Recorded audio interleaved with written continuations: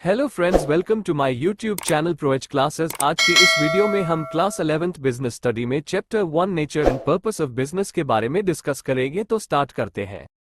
सबसे पहले हम बात करेंगे ह्यूमन एक्टिविटी के बारे में। ह्यूमन एक्टिविटी जनरली दो तरह की होती है, या कहें कोई भी व्यक्ति दो तरह की एक्टिविटी करता है। First economic activities, second non economic activities.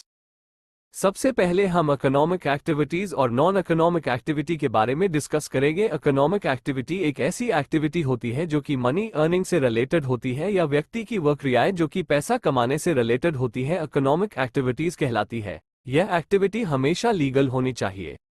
इसी तरह नॉन इकोनॉमिक एक्टिविटी एक ऐसी एक्टिविटी होती है जिसका रिलेशन मनी अर्निंग ना होकर प्लेजर या इमोशन होता है। इस एक्टिविटी को व्यक्ति अपनी इच्छा के आधार पर करता है। इसी तरह हम आगे डिस्कस करेंगे इकोनॉमिक एक्टिविटीज के टाइप्स के बारे में। यहाँ इकोनॉमिक एक्टिविटी को 3 कैटेगरी में डिवाइड किया गया है: बिजनेस, प्रोफेशन एंड एम्प्लॉयमेंट। अब हम आगे इन तीनों के बारे में समझेंगे। सबसे पहले हम बिजनेस के बारे में डिस्कस करेंगे। बिजनेस एक इकोनॉमिक एक्टिविटी है जो प्रॉफिट अर्न करने के मुख्य उद्देश्य से गुड्स या सर्विस के प्रोडक्शन या परचेस और सेलिंग से रिलेटेड होती है। बिजनेस में इन्वॉल्व पर्सन प्रॉफिट के रूप में इनकम अर्न करते हैं।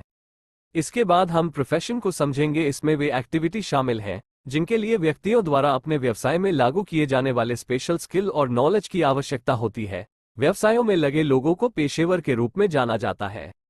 इसके बाद हम एम्प्लॉयमेंट के विषय में डिस्कस करेंगे। यह उस बिजनेस को रेफर करता है जिसमें लोग दूसरों के लिए काम करते हैं और बदले में कमीशन प्राप्त करते हैं। जो लोग दूसरों के द्वारा नियोजित होते हैं उन्हें एम्प्लॉय के रूप में जाना जाता है। इसके बाद हम बिजनेस एक्टिविटीज को डिटेल में समझेंगे। यहाँ बिजनेस एक्टिविटीज को 2 भागों में बांटा गया है: इंडस्ट्री एंड कॉमर्स। इंडस्ट्री से तात्पर्य इकोनॉमिक एक्टिविटीज से है जो रिसोर्सेज को यूजफुल गुड्स के कन्वर्शन से जुड़ी है। जनरली इंडस्ट्री शब्द का इस्तेमाल उन एक्टिविटी के लिए किया जाता है जिनमें मैकेनिकल अप्लायंसेज और टेक्निकल स्किल्स शामिल होते हैं। इंडस्ट्री को 3 सेक्टर में डिवाइड किया जाता है। प्राइमरी सेक्टर, ये इंडस्ट्री प्राकृतिक संसाधनों को सीधे कच्चे माल के रूप में उपयोग करते हैं और उन्हें उपभोग योग्य रूप में परिवर्तित करते हैं, जैसे एग्रीकल्चर, माइनिंग, फिशिंग आदि। इस सेक्टर में इंडस्ट्री को 2 भागों में बांटा गया है: नंबर 1 एक्सट्रैक्टिंग इंडस्ट्री और नंबर 2 जेनेटिक इंडस्ट्री। इसके बाद दूसरा सेक्टर है सेकेंडरी सेक्टर। ये इंडस्ट्री प्राइमरी इंडस्ट्री से रॉ मटेरियल का यूज अंतिम उपभोग के लिए या अन्य औद्योगिक इकाइयों द्वारा आगे की प्रक्रिया के लिए माल का उत्पादन करने के लिए करते हैं। उदाहरण के लिए लौह अयस्क का खनन एक प्राथमिक उद्योग है, लेकिन कच्चे लोहे के आगे के प्रोसेसिंग के माध्यम से इस्पात का निर्माण एक। सेकेंडरी सेक्टर को पुनः 2 भागों में बांटा जाता है: number 1 manufacturing industry, number 2 construction industry. जबकि थर्ड सेक्टर को टर्शरी सेक्टर कहा जाता है, जिसमें कई सर्विसेज को शामिल किया जाता है, जैसे ट्रांसपोर्टेशन, बैंकिंग, इंश्योरेंसिंग, वेयरहाउसिंग etc। सबसे पहले हम प्राइमरी सेक्टर के टाइप्स के बारे में समझेंगे। Number 1 extractive industry. ये इंडस्ट्री कुछ बेसिक रॉ मटेरियल की सप्लाई करते हैं जो ज्यादातर जियोग्राफिकल या नेचुरल एनवायरनमेंट के प्रोडक्ट होते हैं, जो इन प्रोडक्ट को आगे उपयोगी वस्तुओं में प्रोसेस करते हैं, जैसे एग्रीकल्चर, फिशरीज, माइनिंग आदि। Number 2 genetic industry. ये इंडस्ट्री प्लांट और एनिमल के प्रजनन में लगे रहते हैं ताकि उनका आगे प्रजनन में उपयोग हो सके, जैसे seeds, nursery industries and poultry farming आदि। इसके बाद हम सेकेंडरी सेक्टर के टाइप्स के बारे में डिस्कस करेंगे। सबसे पहले मैन्युफैक्चरिंग इंडस्ट्री के बारे में समझेंगे। ये रॉ मटेरियल्स के प्रोसेसिंग के माध्यम से गुड्स का प्रोडक्शन करने और इस प्रकार यूटिलिटीज का निर्माण करने में लगे हुए हैं। इसके बाद हम कंस्ट्रक्शन इंडस्ट्री के बारे में समझेंगे। ये उद्योग बिल्डिंग, डैम, ब्रिज, रोड के साथ साथ टनल्स और कैनाल्स के निर्माण में शामिल है। इसके बाद हम टर्शरी इंडस्ट्रीज के बारे में डिस्कस करेंगे। ये प्राइमरी और सेकेंडरी इंडस्ट्री के साथ साथ व्यापार से संबंधित गतिविधियों को सहायता सेवाएं प्रदान करने से संबंधित है।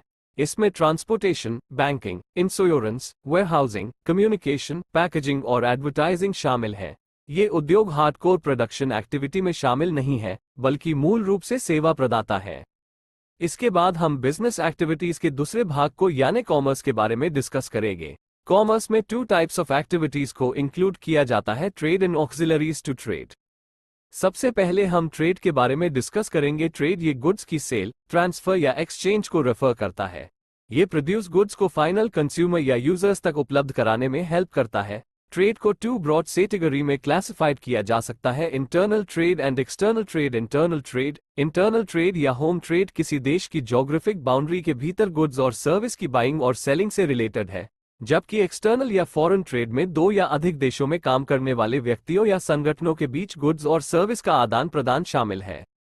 ऑक्सिलरीज टू ट्रेड इन एक्टिविटी को आमतौर पर सर्विस के रूप में रेफर किया जाता है क्योंकि ये इंडस्ट्री और ट्रेड से रिलेटेड एक्टिविटीज को ईजी बनाने के नेचर में है। AUXILARIES तो ट्रेड इस प्रकार है। 1. Transportation and communication. Transportation raw material को प्रोडक्ट के स्थान पर और फाइनल प्रोडक्ट को फैक्ट्री से कंजम्पशन के स्थान तक ले जाने की सर्विस प्रोवाइड करता है। कम्युनिकेशन फैसिलिटीज प्रोड्यूसर्स, बिजनेसमैन और कंज्यूमर्स को एक दूसरे के साथ इंफॉर्मेशन का आदान प्रदान करने की परमिशन देती है। 2. Banking and finance. Banking business activities को फाइनेंस की प्रॉब्लम से उबरने में मदद करती है। कमर्शियल बैंक आमतौर पर ओवरड्राफ्ट और नकद लोन सुविधाएं, लोन एंड एडवांस प्रदान करके पैसा उधार देते हैं। बैंक चेक का कलेक्शन, विभिन्न स्थानों पर मनी ट्रांसफर और ट्रेडर की ओर से बिल्स की डिस्काउंटिंग भी करते हैं। 3. इंश्योरेंसिंग। यह आग, चोरी जैसे विभिन्न रिस्क के खिलाफ बिजनेस को सिक्योरिटी प्रदान करता है। मिनिमम प्रीमियम के पेमेंट पर नुकसान की राशि और चोट के लिए कॉम्पेंसेशन, यदि कोई हो, इंश्योरेंस कंपनी से वसूला जा सकता है। 4. वेयरहाउसिंग। वेयरहाउसिंग व्यापारिक फर्मों को भंडारण की समस्या से निपटने में मदद करता है और जरूरत पड़ने पर माल की उपलब्धता को सुगम बनाता है। 5. विज्ञापन। उत्पादों की बिक्री को बढ़ावा देने के सबसे महत्वपूर्ण तरीकों में से एक है, विशेष रूप से इलेक्ट्रॉनिक सामान, ऑटोमोबाइल, साबुन, डिटर्जेंट आदि जैसे उपभोक्ता सामान। व्यावसायिक जोखिम वो संभावना है जिसमें व्यवसाय के नियंत्रण से परे विभिन्न अप्रत्याशित परिस्थितियों के परिणामस्वरूप पर्याप्त लाभ कमाने में विफल होने या नुकसान। इसके बाद हम बिजनेस रिस्क के कारण के बारे में समझेंगे। 1. Natural causes. बाढ़, भूकंप, बिजली, भारी बारिश, अकाल आदि जैसी प्राकृतिक आपदाओं पर मनुष्य का बहुत कम नियंत्रण होता है। इनके परिणामस्वरूप व्यवसाय में जान, संपत्ति और आय का भारी नुकसान होता है। 2. Human causes. मानवीय कारणों में ऐसी अप्रत्याशित घटनाएं शामिल हैं जैसे कर्मचारियों की बेईमानी, लापरवाही या उपेक्षा, बिजली की विफलता के कारण काम बंद होना, हड़ताल, दंगे, प्रबंधन की अक्षमता आदि। 3. Economic causes. इनमें वस्तुओं की मांग, प्रतिस्पर्धा, मूल्य, ग्राहकों से बकाया राशि की वसूली, प्रौद्योगिकी या उत्पादन की विधि में परिवर्तन आदि से संबंधित अनिश्चितताएं शामिल हैं। 4. Other causes. ये अप्रत्याशित घटनाएं हैं जैसे राजनीतिक गड़बड़ी, यांत्रिक विफलताएं जैसे बॉयलर का फटना, विनिमय दरों में उतार चढ़ाव आदि, जो व्यावसायिक जोखिमों की संभावना को जन्म देती हैं। हमारा वीडियो आपको कैसा लगा ये हमें कमेंट करके बताएं। वीडियो को लाइक करें, चैनल को सब्सक्राइब करें। अगले वीडियो में मिलते हैं।